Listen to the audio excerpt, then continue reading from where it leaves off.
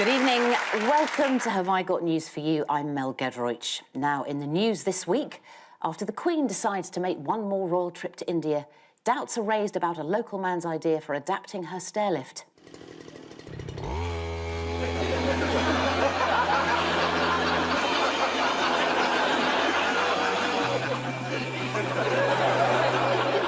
At his holiday resort in Florida, and against all advice, Donald Trump insists on having a go at bungee jumping.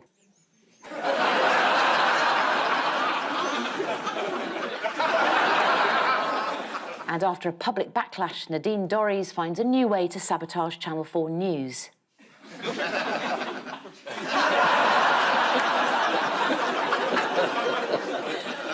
On Ian's team tonight is the chief leader writer at The Observer, who started her career at the Which Consumer Institute before moving on to be a senior political advisor to Ed Miliband. So I look forward to her expert insider views on what toaster I should buy. Please welcome Sonia Soda.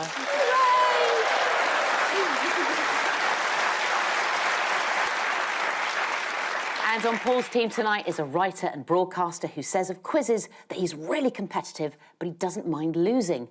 If only we'd known earlier, we'd have put him on Ian's team. Please welcome Richard Osman.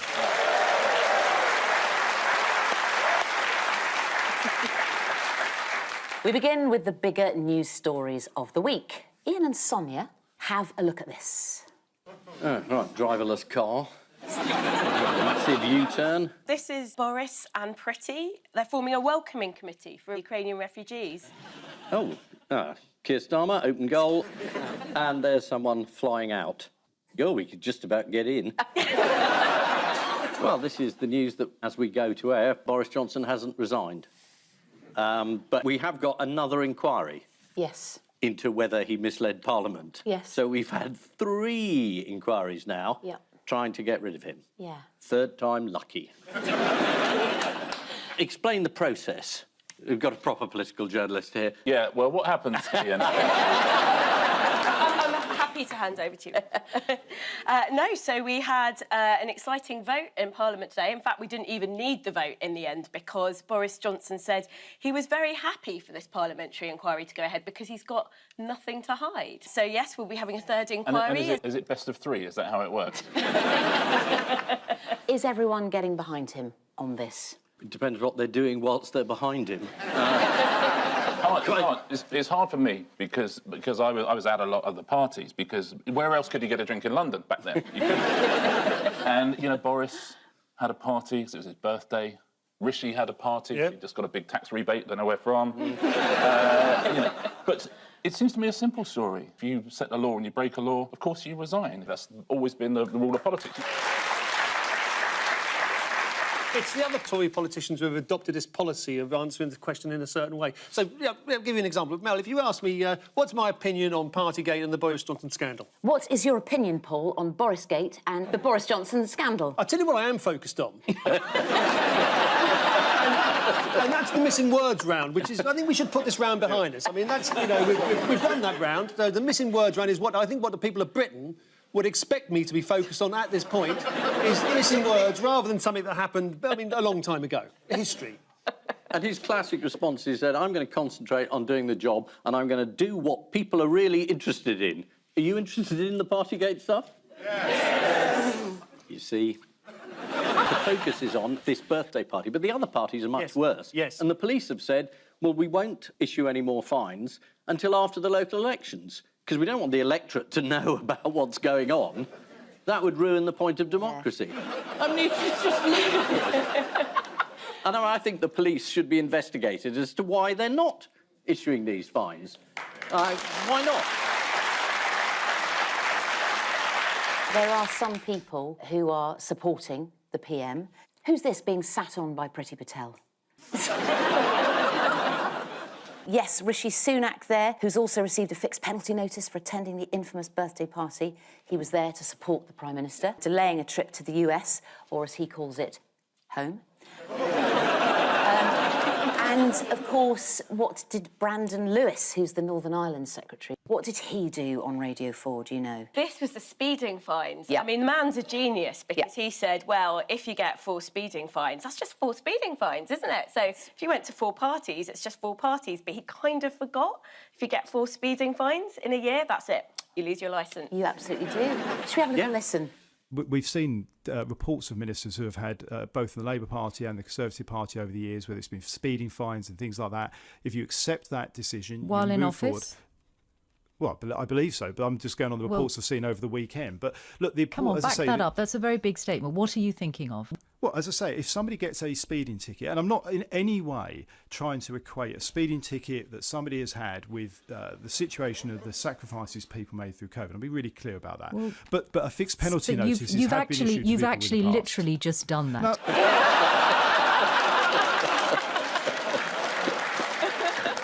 Keir Starmer said the last minister who got a speeding ticket and then lied about it ended up in prison. I know, because I prosecuted him. And here is, of course, the man in question. Chris Huhne. I don't know what sort of lens that cameraman's using there. It's clearly telling him that he's further away than he actually is. And how has Conservative MP Michael Fabricant been helpful? Is he not giving any interviews at all? He was discussing the birthday gathering for which Johnson received the fine, and Fabricant told BBC Radio 5 Live, the way it's been characterised, you would think they were pole dancers. Of course not. That was when he was mayor.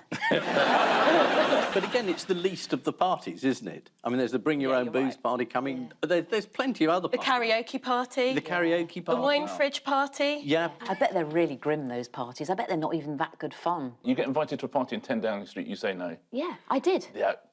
You got invited. Right. I said no, gang. This wasn't last year, please. No. No, I got... You're not still doing the pole dancing, are you?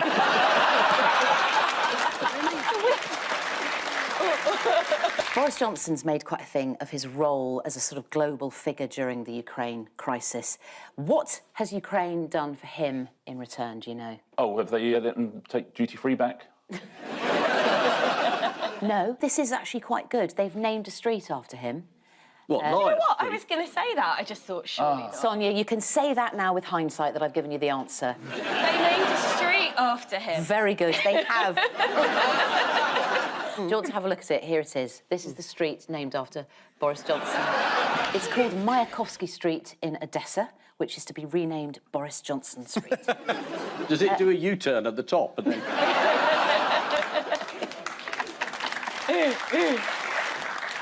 Meanwhile, who has criticised the Home Office scheme to resettle asylum seekers in Rwanda? The Archbishops of Canterbury and York. The have, Archbishop, yeah. Said, I think they used quite a strong form of words, actually. They said that it sort of clashed with the will of God or something like that, Yeah. something to that effect. They did indeed. Yes, that's right. The Archbishop of Canterbury, the Most Reverend Justin Welby. That's a bit of a show-off thing to say. Yeah. The most reverend. Is he more reverend Come on, than mate. the Archbishop of York? He is. Yeah, he is. Is he? Yeah, The other archbishops must be this guy. Yeah. yeah, he's the most. Here he is again. Yeah. You, like, say very reverend. Yeah. Yeah, listen, he's earned that. Yeah, but not the most. No, I think unless it's, been on pay-per-view TV, Yeah. you can't say much. But this has been proved. Did you just say Papal View TV? I wish I had. Now, where has Minister for Brexit Opportunities and Government Efficiency, Jacob Rees-Mogg, been unexpectedly popping up this week? He's been counting in and out civil servants of departments because he wants to end the work-from-home culture. Yeah. I actually feel a bit sorry for these civil servants, though, because I think they're actually working from home because they're scared of being accosted by a cake. He's been making surprise visits to government offices. He thinks people are sort of taking advantage of working from home to work less hard. Here's Jacob Rees-Mogg in his place of work. He's lying in the House of Commons.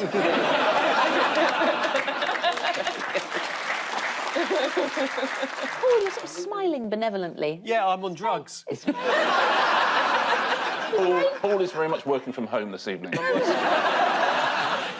Now, finally, to mark Boris Johnson's 1,000 days in office, let's have a quiz. Yes. Yes. Right. About time I did a quiz. Here's... Richard, you're going to miss quizzing, aren't you? Yeah. A bit? Yeah. Never mind. How did it feel? Well, you tell me. Yes? You resigned, Yeah. didn't you? Yeah, felt quite cool. It feels cool for about a day and a half, doesn't it? And then worrying. And then worrying. 7 years on, mate, then it really starts to bite. And dig in. So, all the best. No, it's fine. It's fine. It's absolutely fine. I've got loads of work and employment. No, it's all good. It's all good. Absolutely lovely to have you here this evening, by the way. Thanks Right. for stepping in. Let's...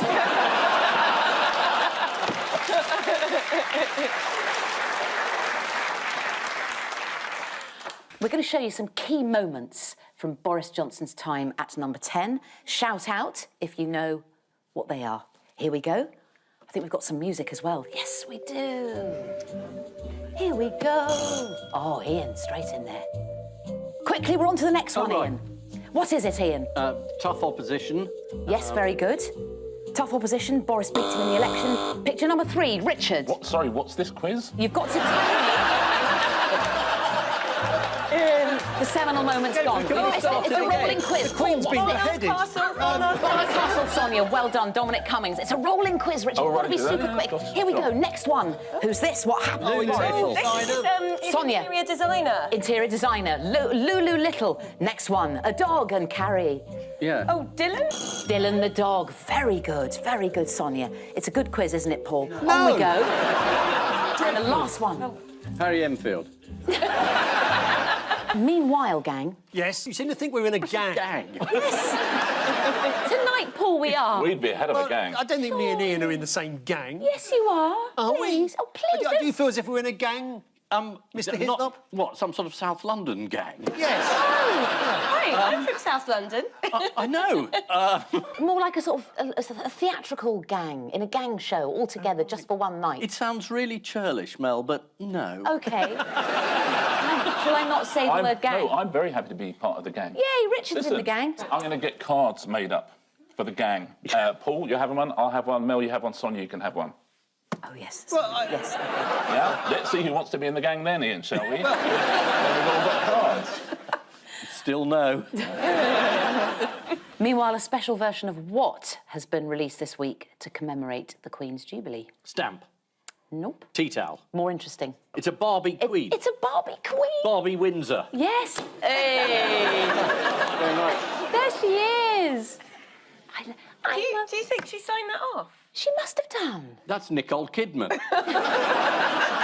It was the Queen's 96th birthday this week. How did she celebrate? They released a picture of her standing between two ponies. Yes, lovely white ponies with those sort of shaggy, flared legs. There they are, yeah. That's basically the royal equivalent of a Zimmer frame.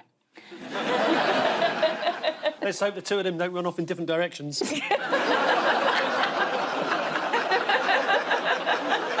This is the sorry apology of a Prime Minister. Boris Johnson said again this week about the parties. I'm sure that whatever happened, the rules were followed. Yeah. Every time someone mentioned COVID, you had to drink a shot. Perhaps the one positive to come out of Partygate is that it's shown us how the Prime Minister has succeeded in assembling a truly remarkable cabinet. It contains vodka, gin, rum, Angostura bitters, and a full range of mixers. Archbishop of Canterbury Justin Welby used his Easter sermon to criticise the Home Office's new policy to send asylum seekers to Rwanda. Now, I'm guessing that's just to keep Priti Patel away. Also this week, a list of 70 books were chosen for the Queen's Jubilee, which doesn't include anything by J.K. Rowling. The book list has proved controversial, as it's overlooked the best-selling debut novel of beloved TV personality turned author. The Best Things by Mel Giedroyc.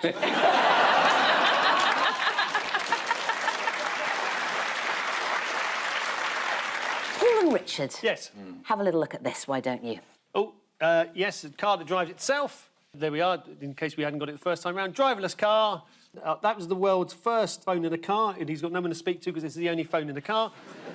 And back to the driverless car again. Now, this has been aimed for 4-year-olds, this question, isn't it? Popcorn. You. Yeah. Finally got one. Yeah. I don't know why the popcorn was in there. I laughed when we did the rehearsal because I didn't want to look dense. I don't know You've why... had a rehearsal? Yes!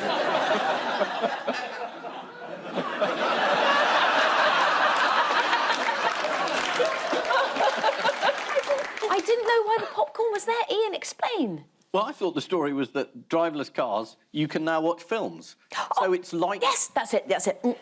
Yes. Sorry. Watch films in your car, You yes. can watch films in your Yes, car. you can. The weird thing is, you're allowed to watch telly in your car, but you're Yeah. not allowed to watch an iPad.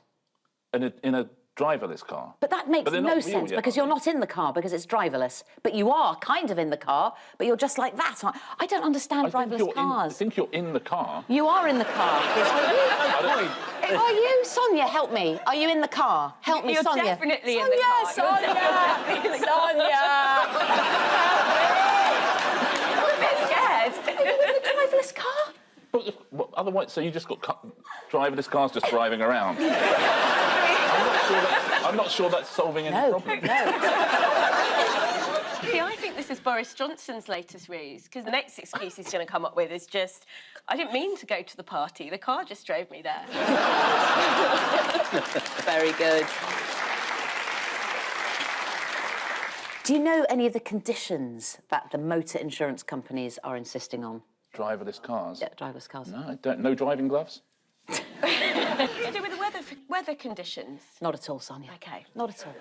Is it... See, now this, Mel, is a quiz. Go on. Drivers can't get out of the driving seat while the car is in motion. They must also follow manufacturer's instructions about when to take back control of the car, and they must do so in as timely a way as possible, just before you hit the tree. Now, staying with technology, Paul. Yes. Imagine, Yeah, I am. if you will, imagine Yeah. you're Japanese. Yeah. You eat 10 grams of salt per day, which is double the recommended amount. Yes. How are you going to reduce your salt intake using just a pair of chopsticks?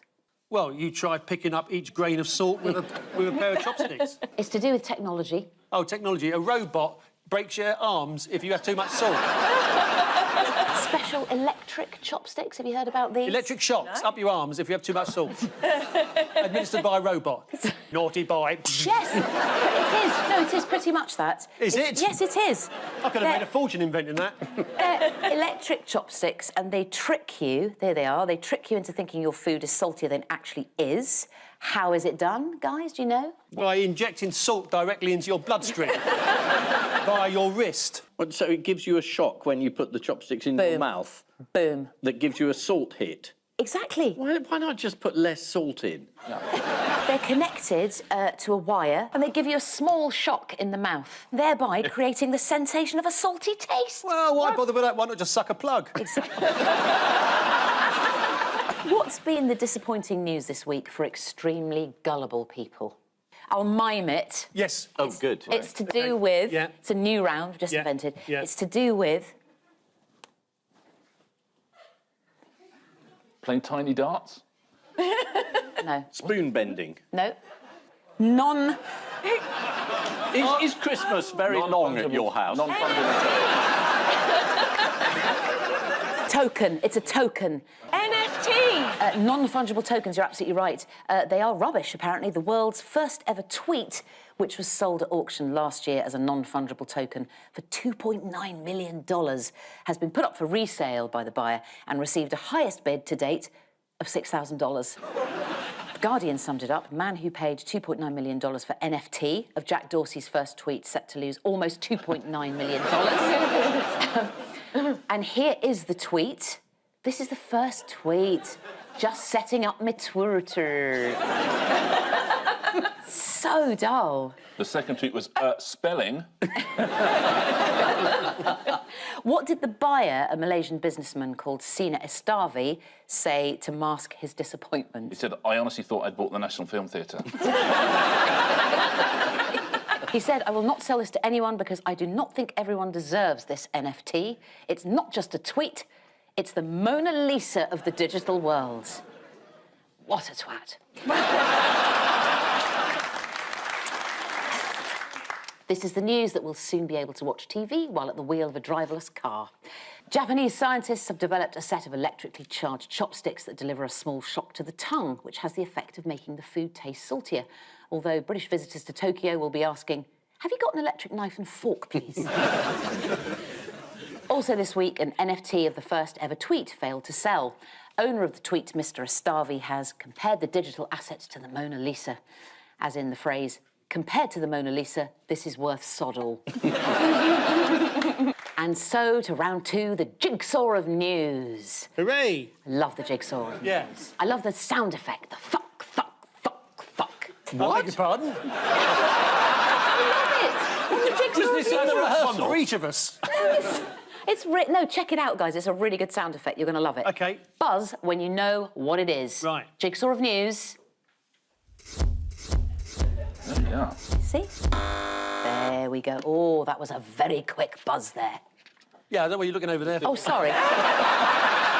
Paul. I don't know if I want to answer it now. Oh, please, Paul. This is Penelope Keith. There's been ructions within, is it Equity? There was a meeting. They've all resigned. It's not equity. No, it's not equity, It's no. the Actors Benevolent Fund, Yes. charity. Yes. I know this story because it was in private eye. So. There's been a coup. There's the been a Actors coup. Benevolent Fund. Yeah. And Dame Penelope Keith, who's the president, Oh, I love her. has gone, as have 10 other trustees. Yep. They've all gone. I mean, sort of household names. Dame Sian Phillips, Yes.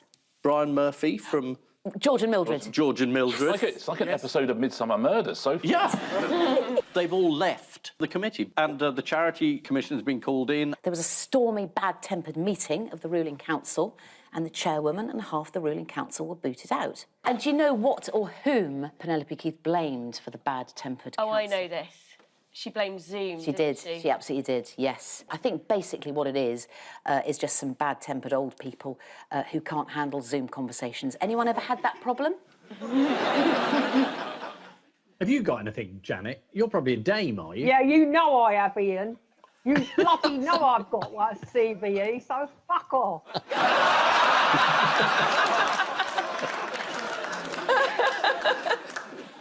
That was one of the worst episodes of Celebrity Squares they ever broadcast. Now, did you see the comedy that was played out in the 1225 bar on the Fish Quay in South Shields, starring Julie's mate, Lindsay Clark? Anyone see that? No. No, it's really, really good. Yes, go on in. Lindsay and her mate Julie were having a bottomless brunch for Julie's birthday. Julie's jacket fell behind a sofa. Now, being a mate, Lindsay tried to lean over and get it for her, but got her head stuck for 10 minutes. And being a mate, Julie videoed the whole thing. Here we go. I knew the photos of those number 10 parties would come out eventually. I presume the two guys made a wish.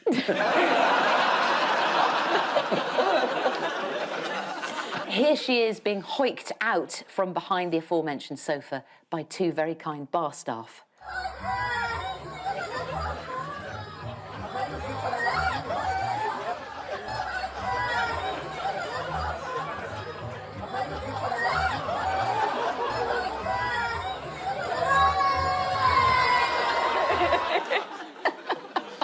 That's Nadine Dorrit.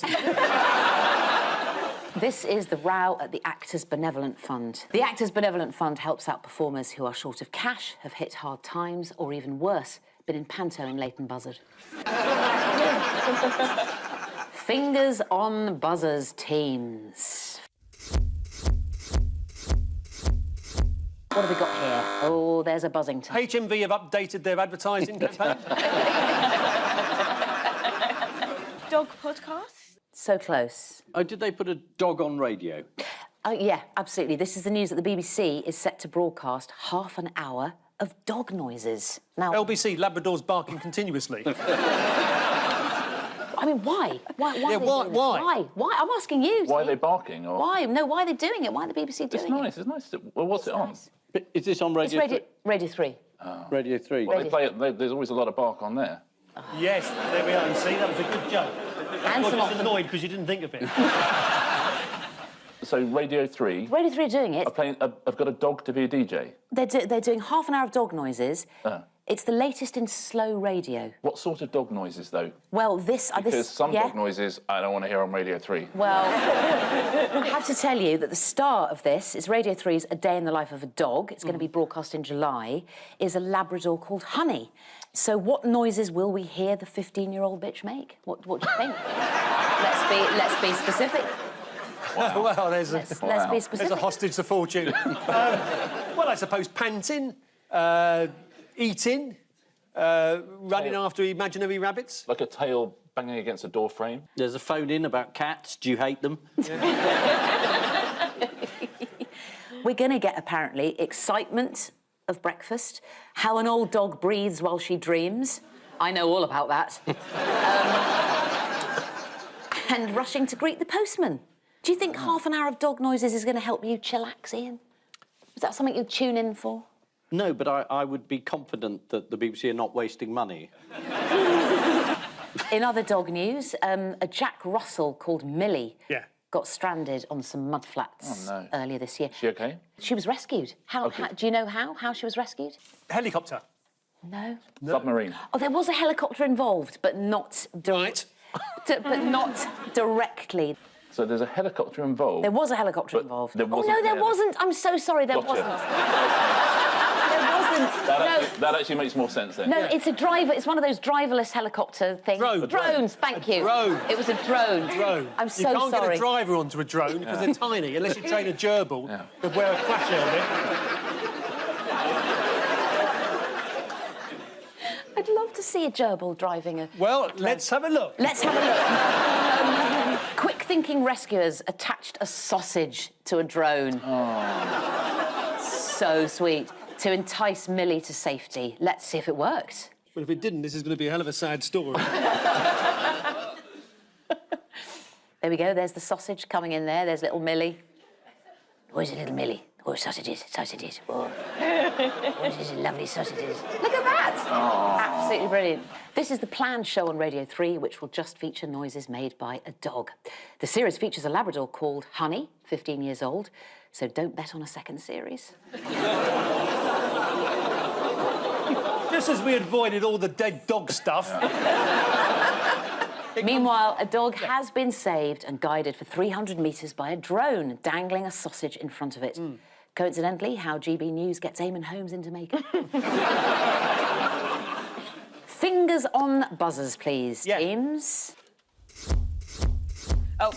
Oh, she's in there like flint. Go on, Sonia. This is President Macron. Yeah. Kind of kicking back on his sofa. It's a special photo that his photographer released, and I think it's because he wants to attract the young vote. Absolutely. He wants to appear a little less stuffy, a little less formal. There's two bar staff standing by in case he falls down the back of the sofa. It's the chest that there was the talking point, was it not? We'll come on to that, yes. Will we? Oh, dear, that sounds awful. Oh, dear.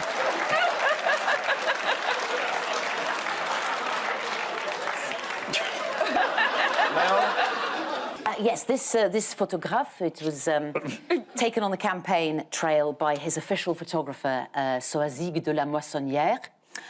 Thank you. Now, in contrast, Boris Johnson's personal photographer takes pictures like this. There we go. Now, Sonia, you, of course, used to be an advisor for Ed Miliband. Were you always having to sort of rein in the sexiness?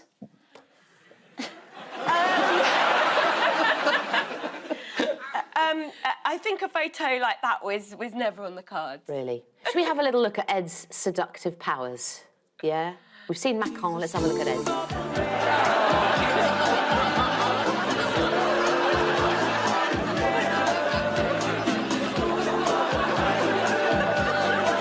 Oh, Ed looks very sultry there, doesn't he? Yeah. Did he often pull that face where he went? Now, while we're all having a little bit of fun with Ed Miliband, shall we remind ourselves of some of Ed's hottest moments? Shall we just have a little look? It's always fun. Yes. There we go. The kiss. There we go. And, of course, the classic... Now, was that on your watch, Sonia? No, I didn't take that photo. Ian, I bet you take a good photo. I'm really good in selfies. You should see my Instagram. Slop. Ian, do us Ian, do us your selfie pose, please. OK. Photographer, over here. This is the news that Macron is pulling out all the stops to win the election. There was a scare this week on the campaign trail when Macron visited a Velcro factory and had to be cut free by firemen.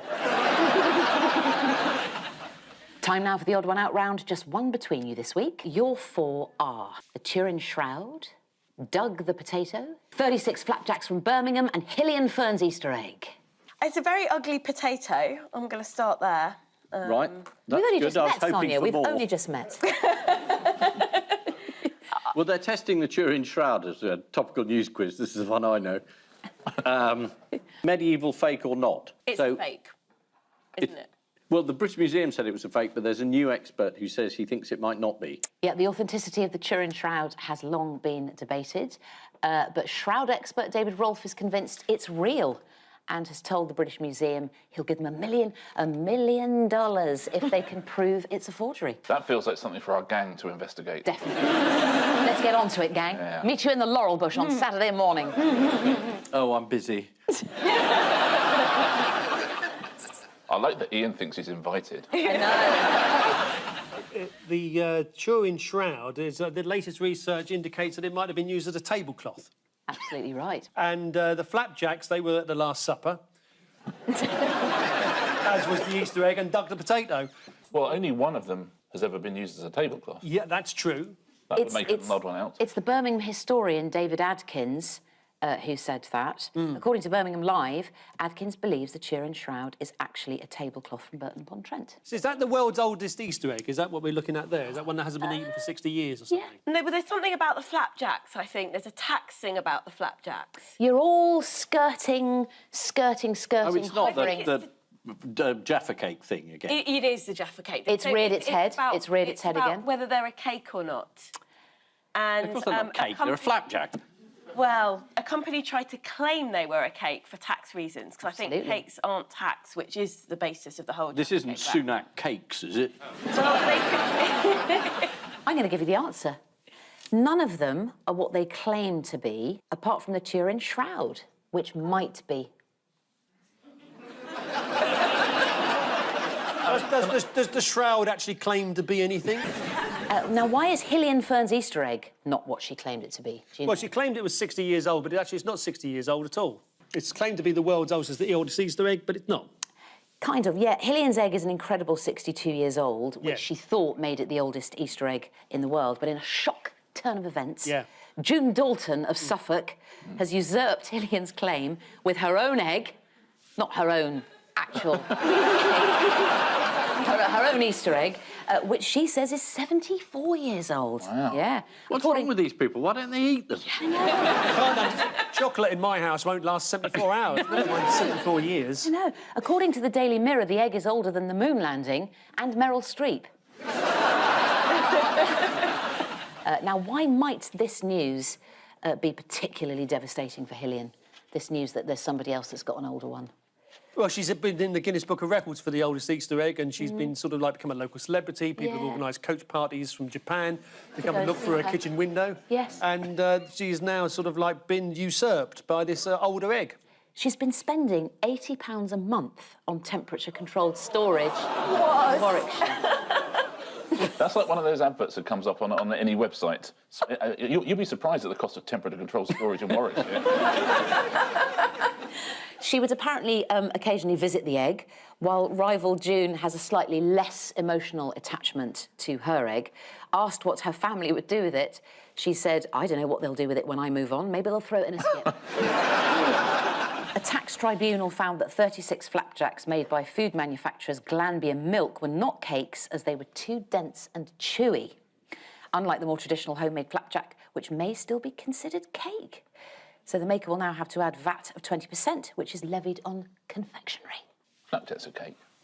I my disagree. ruling. Flapjacks don't rise. A cake should rise, shouldn't it? That's what makes it a cake. What do you know about cake? Oh, yeah. You know who really we should have here right now is, of course, Dame Mary Berry. Oh, my goodness. Hang on a minute, I'll just... What do you think she'd say? Mary, what do you think? Flapjacks or cakes? Definitely not cakes. She says definitely not cakes. Isn't that a bit cruel, keeping her under the desk all this time? How else did judges come to their decision that the flapjacks were not cakes? I imagine they ate them. They considered whether or not they would be eaten at celebratory functions. Oh, was this, Well, I think we was should this ask Boris Partygate Johnson. again? Yeah. Stick a candle in it. The judges ruled that cake is normally eaten sitting down as a dessert or eaten standing up at a workplace celebration of a colleague's birthday.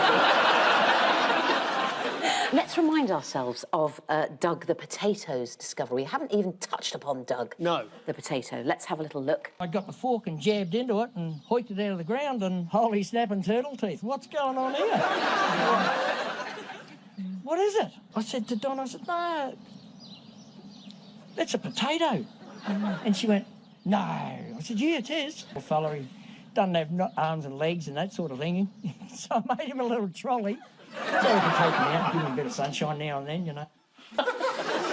Ah, what a useful trolley, eh? They look very happy with their potato, don't they? However, all was not as it seemed with Doug. What secret was he hiding? Do you know? He was an alcoholic and he was very, very unhappy. And he's now divorced. So, the big secret is he's not a potato after all. Oh, for goodness sake. He's a good. All this is good news for British veg expert Peter Glazebrook, who retains the title of the world's biggest potato. Well, not him personally, but this. Have a look at this. Wow. Good potato, Glazy. To be fair, it's not quite clear where the potato stops. So none of them are what they claim to be, apart from the Turin Shroud, which might be what it claims to be. A landmark flapjack ruling means HMRC will now be able to claim millions of pounds in extra tax. In the UK, products classed as cakes are given a zero tax status. Rishi Sunak is now trying to get his wife classed as a Victoria Sponge. Time now for the Missing Words round, which this week features as its guest publication, Saw Player News, the newsletter for musical saw players. It's very hard to tune a musical saw, they're actually a bit sharp. And we start with Britain's longest-serving highway engineer loves his job so much that he what? He eats tarmac. He has a double date with a dual carriageway. No, he studies grit in his spare time. Oh. Yeah. This is Somerset Road engineer Alan Sperring. Now, according to Somerset Live, Alan admits that one of the attractions of visiting foreign countries is looking at how they build their roads. And if he takes the ferry to France, he'll have the bonus of at least 24 hours staring at the tarmac just outside Dover. Next up, what often credited with the discovery of musical saw? I was going to say the Carpenters. A drunk violinist often credited with the discovery of the musical saw. According to a report in the Hyde Park Herald of 1926, a drunk lumberjack discovered the musical abilities of the saw. Not only was he legless, but by the end of the night, he was also missing a hand. Next, accomplished saw player was also an expert in playing what? The spoons, kitchen sink, Nope. cutlery, kitchen extensions, conservatories. Nope. Jim Robinson in Neighbours? No. It's the balloon. Oh. Would you like to see some balloon playing in action?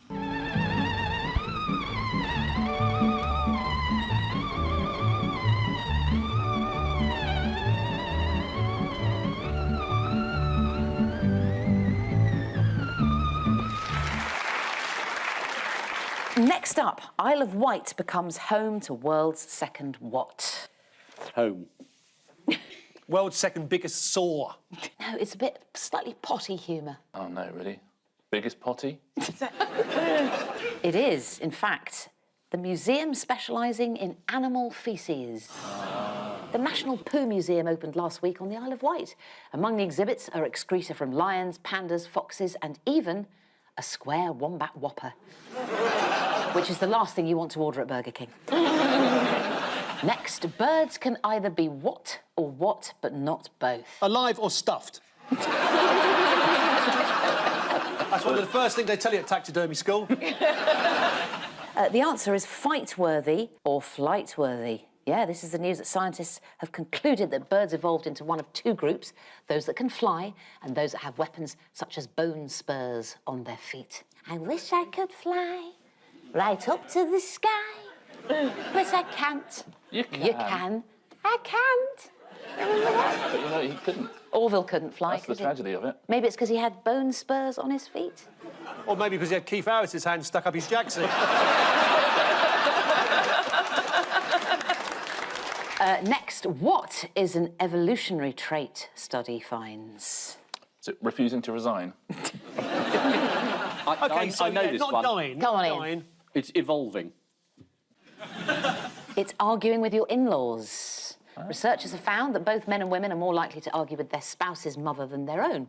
Of course, there's no point arguing with your father-in-law. Just take the route he suggests and you'll be fine. Next, playing a 6-foot saw. What? Isn't as easy as it looks. Involves very long arms. Dangerous? Yeah, yes, Sonia, well done. Kidding. Absolutely. Well done. Playing a 6-foot saw is very dangerous. Wow. This is, of course, from Saw Player News. I should warn Well, you. it wasn't going to be from the Daily Telegraph, was it? This is an article from Saw Player News in which the author warns that playing a 6-foot saw is very risky. Most of these saw players are incredibly careful and could count the number of accidents they've had on the finger of one hand. And finally, Yes. what set to revolutionise space travel? Branch of M&S Simply Food on the moon. Childhood toy. Ian and Paul might have had one of these. A Harold Macmillan Jr. kit. Or free with licorice pipe. I've never had it so good, Mummy. Slingshot, guys. I was going to say a catapult. Yeah, it's a giant hypersonic slingshot. Cool. Yeah, this is the news that NASA's working on a giant slingshot that will hurl satellites into space. If it works, the slingshot will be able to transport a person to the moon in under 150 pieces.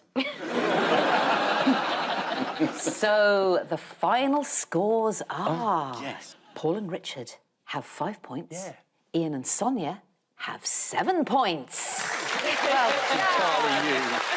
Sonia, good man. But before we go, there's just time for the caption competition.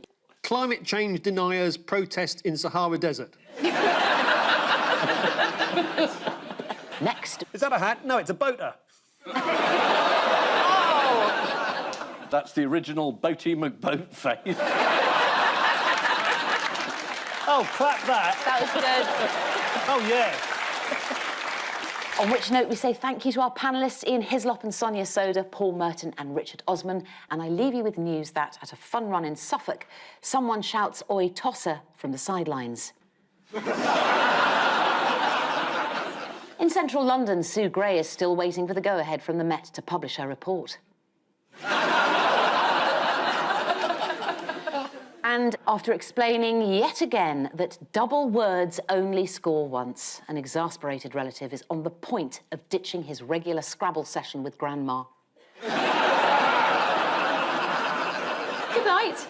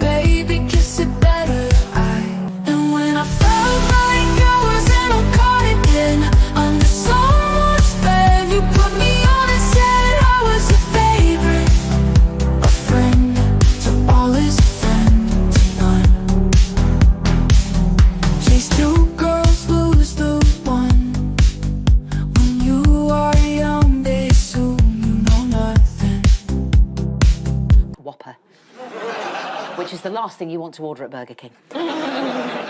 Next, birds can either be what or what, but not both. Alive or stuffed? That's one of the first things they tell you at taxidermy school. The answer is fight-worthy or flight-worthy. Yeah, this is the news that scientists have concluded that birds evolved into one of two groups, those that can fly and those that have weapons such as bone spurs on their feet. I wish I could fly right up to the sky, but I can't. You can. You can. I can't. But you know, he couldn't. Orville couldn't fly. That's the tragedy of it. Maybe it's because he had bone spurs on his feet. Or maybe because he had Keith Harris's hand stuck up his jacksuit. Next, what is an evolutionary trait study finds? Is it refusing to resign? I know this not one. dying. Come on not in. dying. It's evolving. It's arguing with your in-laws. Researchers have found that both men and women are more likely to argue with their spouse's mother than their own. Of course, there's no point arguing with your father-in-law. Just take the route he suggests and you'll be fine. Next, playing a 6-foot saw. What? Isn't as easy as it looks. Involves very long arms. Dangerous? Yeah, yes, Sonia, well done. Kidding. Absolutely. Well done. Playing a 6-foot saw is very dangerous. Wow. This is, of course, from Saw Player News. I should warn Well, you. it wasn't going to be from the Daily Telegraph, was it? This is an article from Saw Player News in which the author warns that playing a 6-foot saw is very risky.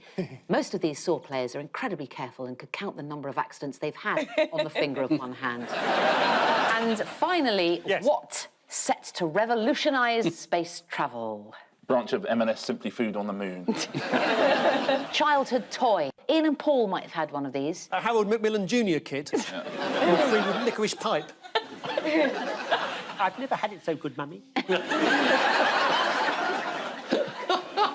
Slingshot, guys. I was going to say a catapult. Yeah, it's a giant hypersonic slingshot. Cool. Yeah, this is the news that NASA's working on a giant slingshot that will hurl satellites into space. If it works, the slingshot will be able to transport a person to the moon in under 150 pieces.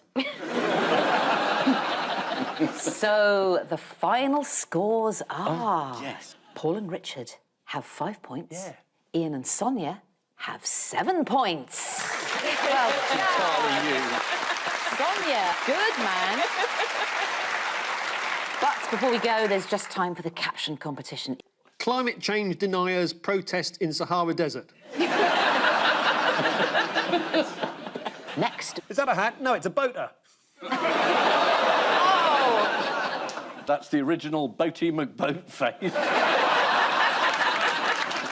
Oh, clap that. That was good. Oh, yeah. On which note, we say thank you to our panellists, Ian Hislop and Sonia Soda, Paul Merton and Richard Osman. And I leave you with news that, at a fun run in Suffolk, someone shouts "Oi, tosser" from the sidelines. In central London, Sue Gray is still waiting for the go-ahead from the Met to publish her report. And after explaining yet again that double words only score once, an exasperated relative is on the point of ditching his regular Scrabble session with Grandma. Good night.